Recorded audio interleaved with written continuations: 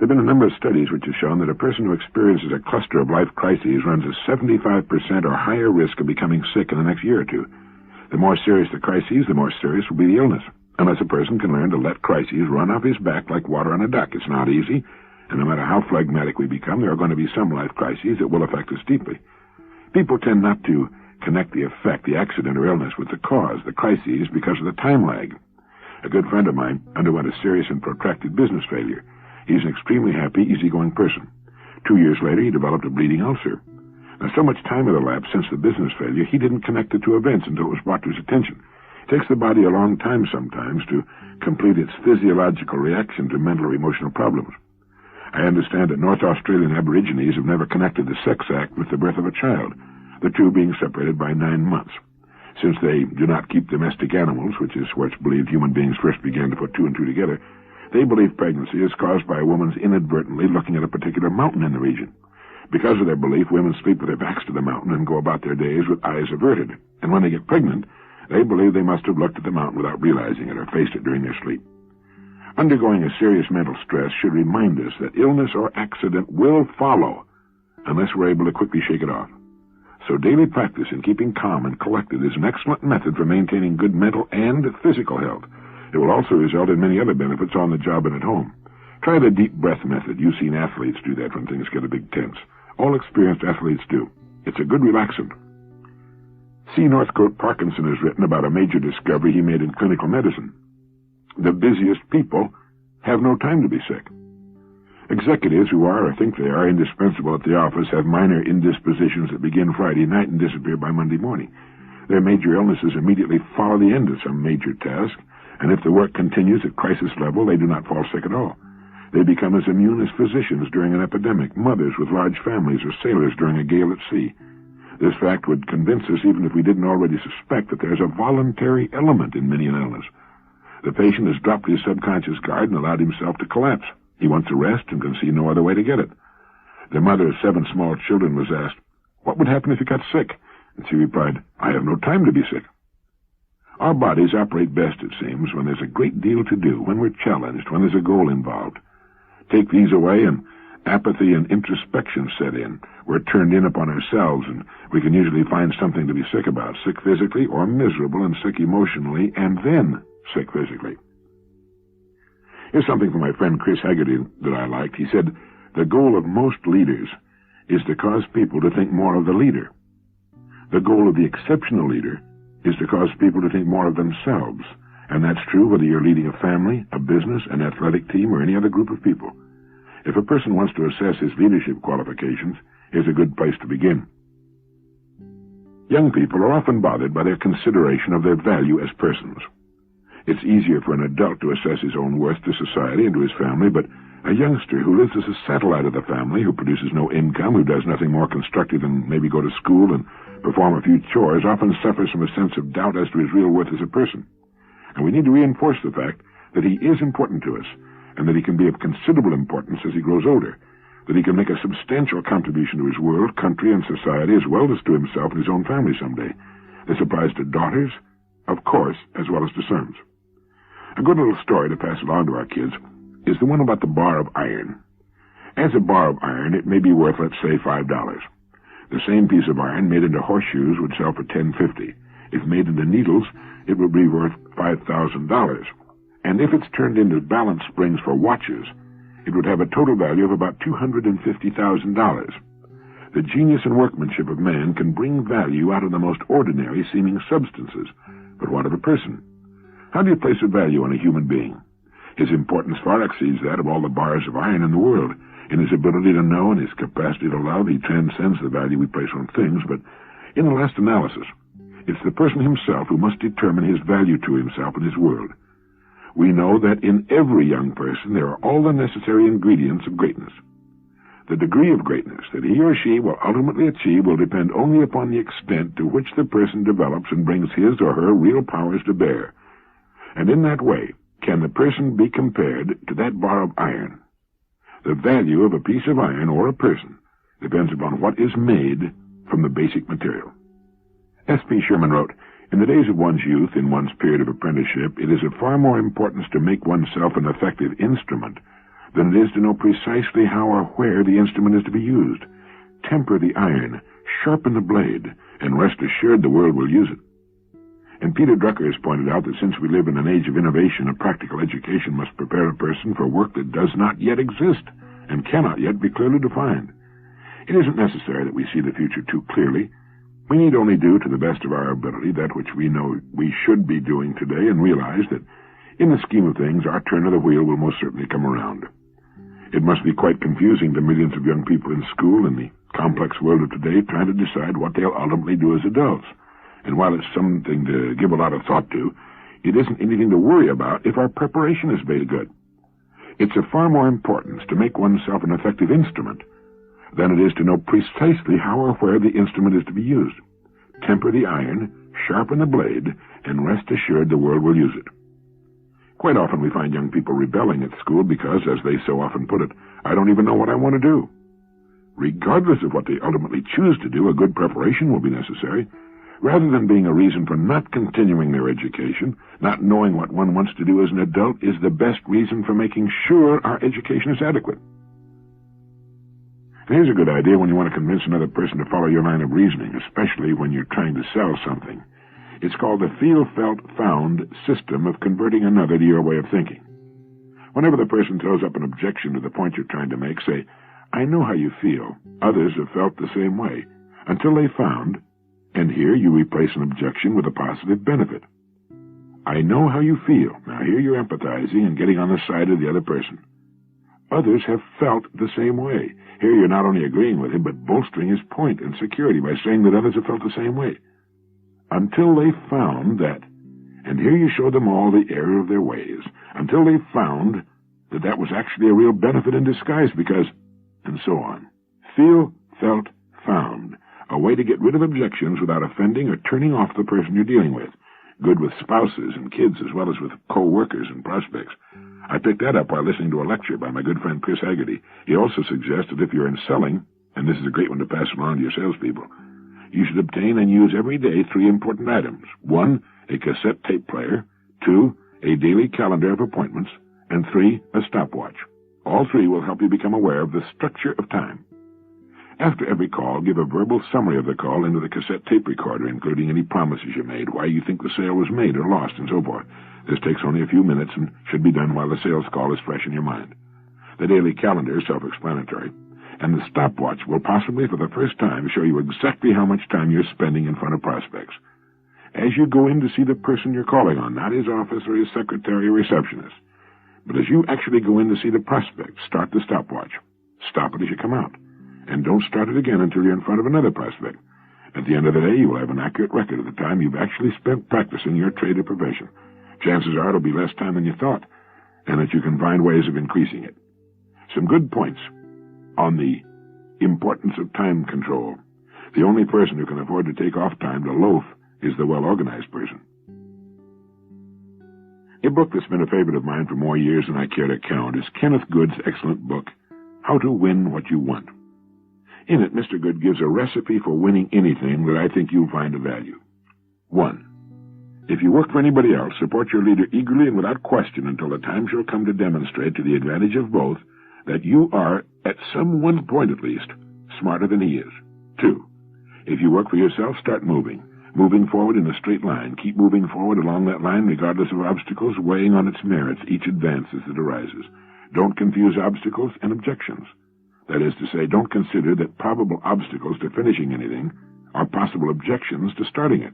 That difference in viewpoint may turn the balance between success and failure. There are at least 3 sound reasons for not stopping for anything until it stops you. 1, if the undertaking is never started, all the weary discussion about any obstacles will have been wasted. 2, when the difficulty of doing anything is advanced as an argument against going ahead, a wrong emotional and personal emphasis is likely to arise. 3, human judgment at best finds extraordinary difficulty in telling an obstacle from a blessing. Best and worst are so often the same. Viewed in the perspective of results, some disasters become veritable lifesavers, and some apparent lifesavers prove disastrous. Walter Hunt thought himself a magnificent businessman when he got $400 for an idea it had taken him only 3 hours to perfect. But he had sold out his patent rights to the safety pin. On the other hand, believe it or not, Ripley wanted to be a professional baseball pitcher, had a tryout with the New York Giants, broke his arm, and vastly disappointed, slid back into sports cartooning. His first timid believe it or not eased into the corner of a sporting cartoon the statement that Lindbergh was the 67th man to fly the Atlantic. That elicited thousands of letters, so Ripley, instead of shuttling back and forth from ball games, traveled the world 30,000 miles a year and made more money and had more fun than he would have believed possible before he broke his arm. So go slow in your acceptance of obstacles. Consider instead the worthwhileness of the goal and how to steer the straight line to it. Avoid, of course, as even Napoleon and Nelson would avoid the higher impossibilities, but foresee as Napoleon would foresee, and override after your own best fashion and crush in advance the perpetual crop of dull reflex and reactionary can'ts and won'ts. Stick to the strong probability that every Alp has some way over or under or through or around it. I wonder how many good ideas, even great ideas, have been picked to death by committees or rendered stillborn by the fear of obstacles that could have been overcome one by one. Before you begin anything worthwhile, obstacles will swarm to confront you. If you start counting the obstacles, you will never stop counting them. Once started, however, you won't stop to count. John W. Gardner has pointed out that the image created by those who live on the fringes of society and by most of their predecessors going back to the 19th century bohemians has led us to suppose that people of high originality are somehow lawless. But the truly creative man is not an outlaw, but a lawmaker. Every great creative performance since the initial one, he writes, has been in some measure a bringing of order out of chaos. It's a good quotation. Many people seem to believe that the most creative people are strange, neurotic, and eccentric, and live their lives on the outer edges of civilized society. It's not true. The truly creative person does not seek to destroy the existing order. It's the misfit who does that. The creative person simply tries to improve it. He's not a tearer down, he's a builder up. Moreover, the truly creative person tends to be rather conservative in his personal habits, in his dress, in his home. There are exceptions, of course, but for the most part, the most creative people in society would not stand out as being different in a room full of people. What the creative person does do is see things not as they are, but as they could be. He lives in that third language, the language of the hope, of the future, of the imagination. Nor are creative persons found in just a few fields, such as the arts, the theater, advertising, inventing, and so on. They're to be found in every field, every walk of life. Many of them earn their livelihoods through their creativity. Many more are creative just for the fun of it, or perhaps because they couldn't be any other way even if they wanted to. Far more people are genuinely creative than you might suspect. The great thing about using your mind creatively is that this ability improves with age. It's one of the great compensations for growing older. It's great, too, for young people, but every year of experience adds to the fund of possible combinations for new and better ideas. The recent, and to some extent the present, romper room era in the advertising business is really nothing new. Eric Hoffer has pointed out that throughout history the great creative geniuses and innovators have been quite young, and the graybeards who head various industries today were themselves tremendously creative when they were young and just getting started, and they're even more creative today if they haven't let the status quo sneak up on them and harden their channels of creativity. Nicholas Johnson is a commissioner of the Federal Communications Commission and author of an excellent book, How to Talk Back to Your Television Set, and an article which appeared in the July-August issue of The Humanist, titled TV and the Careening of America. In it, he reminds us that the general semanticist Alfred Korzybski described three categories of mental health: sane, insane, and unsane. His point was that most of us, while not insane, are unsane. That is, we're not living up to our potential as human beings. We're not fully functioning. The so-called human potential movement, including the late Abraham Maslow, argues that even the healthy human beings among us function at perhaps 5% of their potential. He then asks us to reflect and ask ourselves, how many people do I know, or better yet in his words, how many people do you know whom you think of as fully functioning personalities?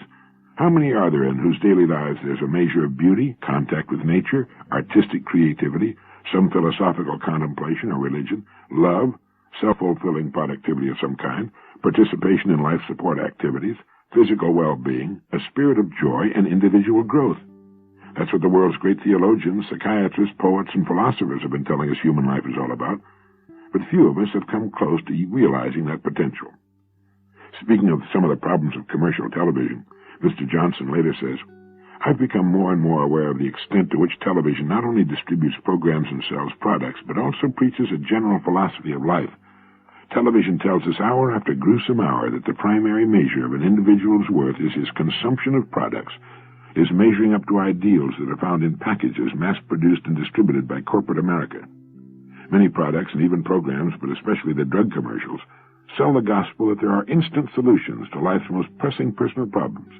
You don't need to think about your own emotional maturity and development of individuality, your discipline, training and education, your perception of the world, your willingness to cooperate and compromise and work with other people. You don't need to think about developing deep and meaningful human relationships and trying to keep them in repair. Not only do the programs and commercials explicitly preach materialism, conspicuous consumption, status consciousness, sexploitation, and fantasy worlds of quick, shallow solutions, but even the settings and subliminal messages are commercials for the consumption style of life. Look at the settings. Auto ads push clothes, fashion, and vacations. Furniture wax ads push wall-to-wall carpeting and draperies. Breakfast cereal ads push new stoves and refrigerators. Not surprisingly, the programs do the same. After all, they're paid for by the same guys who pay for the commercials. In fact, he writes, there's a rather intricate corporate interlock of jobs, products, and lifestyle. Once you come into the circle at any point, you take on nearly all of it. And once you're in it, it's very difficult to get a little bit out.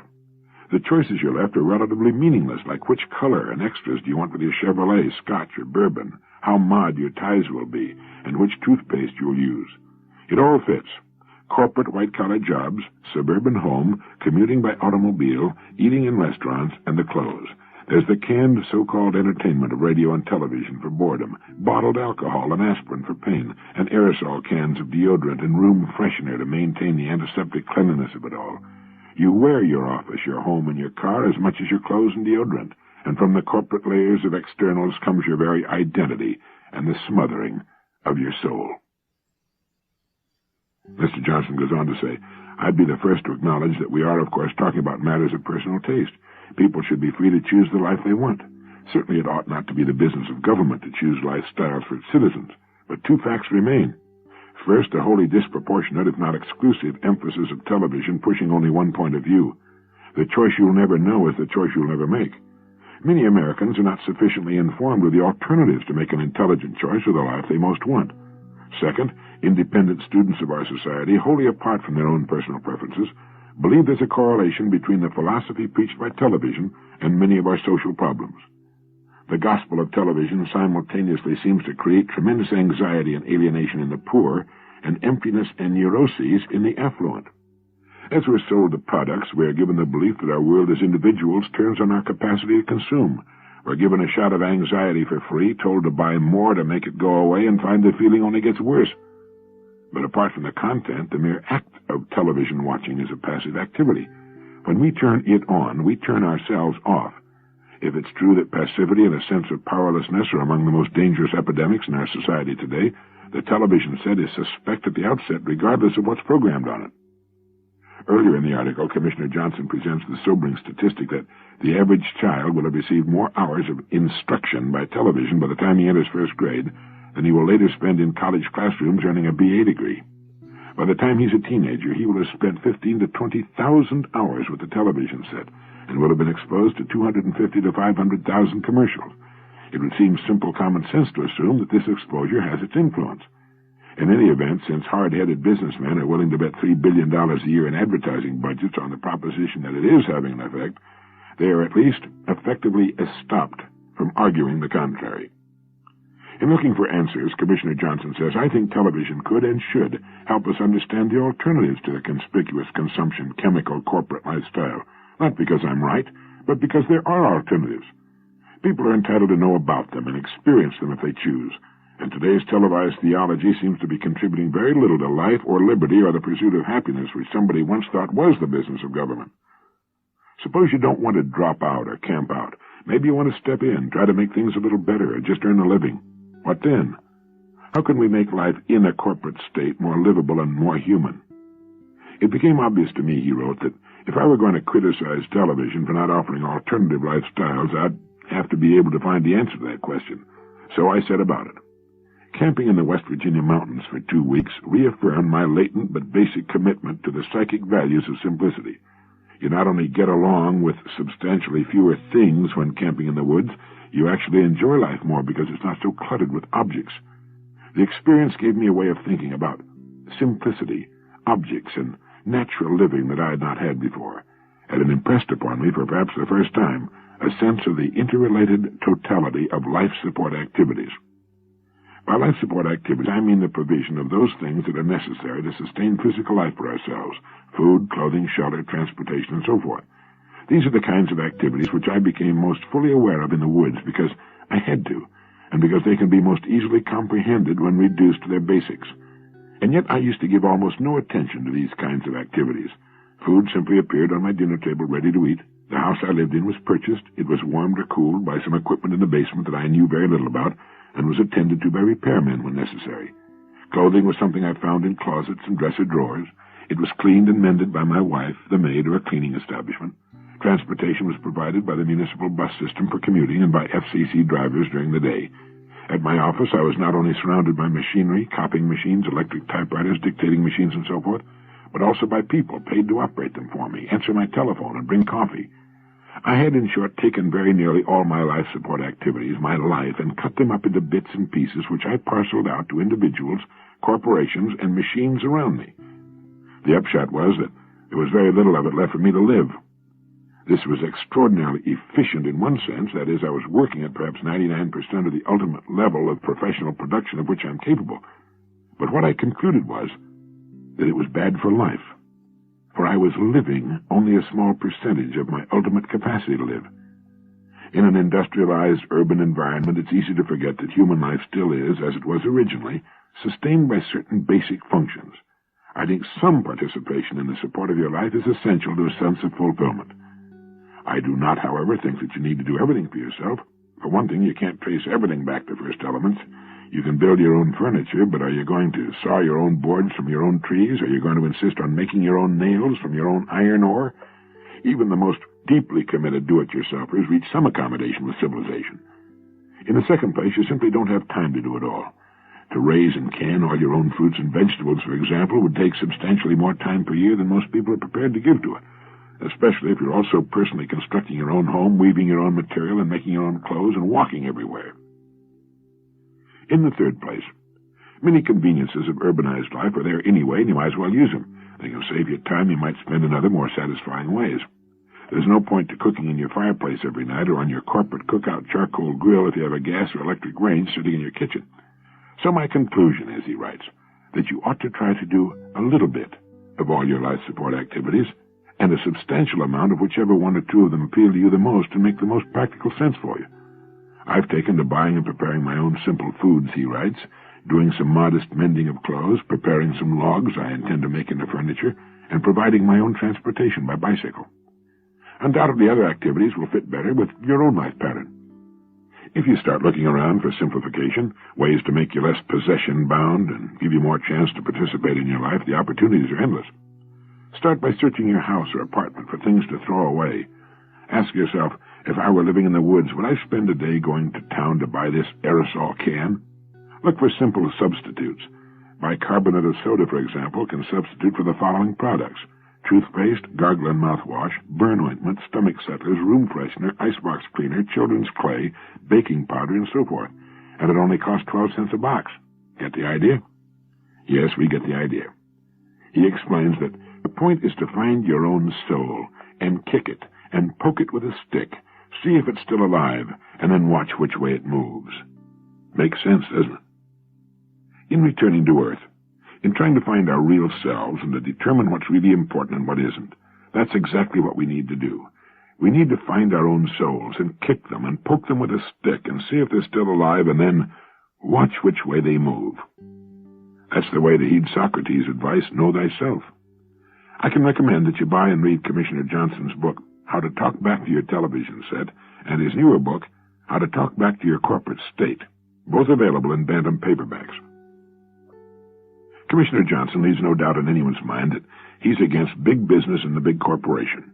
I don't agree with him on that theme. I don't think big necessarily means bad, and some of our largest corporations are model world citizens and are not in the least interested in conning the consumer. But reading him is important, because it keeps us from assuming that everything is all right. It lets us see the other side of the argument, the side we won't often see watching television.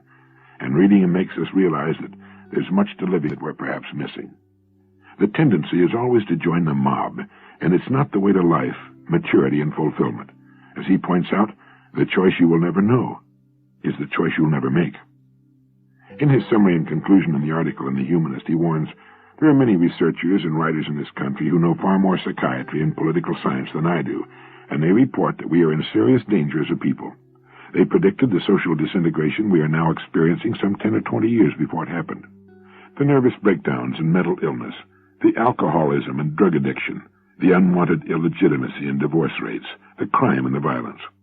They told us that these symptoms would occur because human beings have to be able to grow and develop as individuals, that they need whole lives in which love, productivity, dignity, and creativity can play a daily role.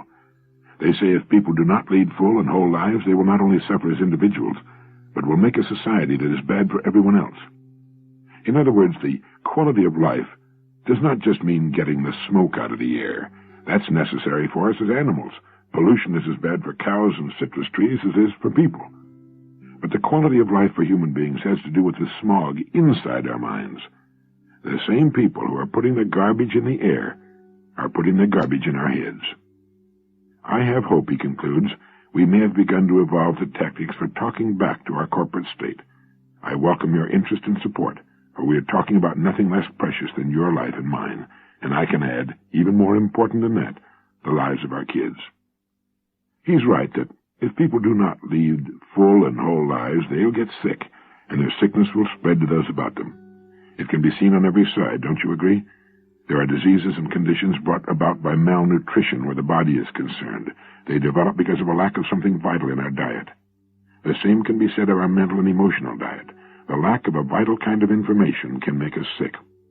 As Alfred Korzybski put it, there are 3 kinds of mental health: sane, insane, and unsane, and each of us needs to determine where he stands with reference to those 3 conditions. We may not be insane, we may be productive members of society, but still be unsane in that we do not have a well-balanced fund of information on which to make meaningful and positive decisions.